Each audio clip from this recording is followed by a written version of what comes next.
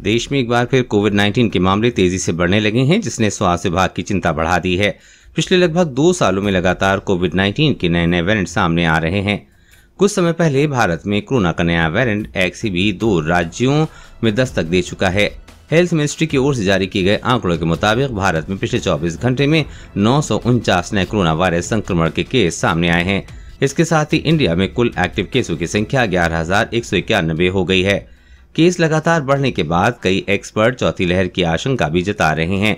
चौथी लहर को लेकर IIT कानपुर ने एक स्टडी की थी, जिसमें बताया गया था कि चौथी लहर कब आ सकती है। क्या कहा है IIT कानपुर में? IIT कानपुर के विशेषज्ञों ने कुछ समय पहले एक रिसर्च की थी। उनकी रिसर्च के मुताबिक भारत में कोविड-19 महामारी की संभावित चौथी लहर 22 जून 2022 के आसपास शुरू हो सकती है। इस लहर का पीक अगस्त के आखिर में चरम पर हो सकता है। प्री प्रिंट रिपोर्टरी मैड्रिक्स पर शेयर किए गए रिव्यू के मुताबिक चौथी लहर का पता लगाने के लिए सांख्यिकीय मॉडल का उपयोग किया गया था, जिसमें पाया गया है कि संभावित नई लहर 4 महीने तक चलेगी। रिसर्च में कहा गया था कि स्टडी का डेटा इस बात की ओर इशारा करता है कि भारत में कोविड-19 की चौथी लहर प्रारंभिक डेटा उपलब्ध होने की तारीख से 936 दिनों के बाद आएगी। प्रारंभिक डेटा उपलब्धता की तारीख 30 जनवरी 2020 है, इसलिए चौथी लहर की संभावित तारीख 22 जून 2022 से शुरू हो सकती है। 23 अगस्त के आसपास की पीक रहेगा और 24 अगस्त 2022 तक लहर खत्म हो सकती है। IIT कानपुर के गणित और सांख्यिकी विभाग के सबरा प्रसाद, राजेश भाई, सुभ्रा, शंकर, धर और शलभ के नेतृत्व में स्टडी की गई है।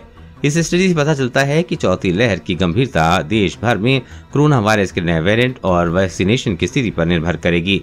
वैज्ञानिक मूल पर जांचना जरूरी, नीति आयोग। इस साल जुलाई में कोविड-19 की चौथी लहर की भविष्यवाणी करने वाले IIT कानपुर की स्टडी पर नीति आयोग ने कहा था कि वो इस तरह की स्टडी को बड़े सम्मान के साथ देखते हैं, लेकिन अभी ये जानना बाकी है कि इस स्पेशल रिपोर्ट का वैज्ञानिक मूल्य है या नहीं। नीति आयोग के सदस्य VK पॉल ने कहा था कि IIT कानपुर की स्टडी विख्यात लोगों द्वारा की गई है, मूल्यांकन इनपुट है, लहर आने का सारा अनुमान डेटा और आंकड़ों पर आधारित है और हमने समय समय पर अलग अलग अनुमान भी देखे हैं। हमने कई बार ये अनुमान इतने अलग देखे हैं कि केवल अनुमानों के आधार पर निर्णय लेना समाज के लिए सुरक्षित नहीं होगा।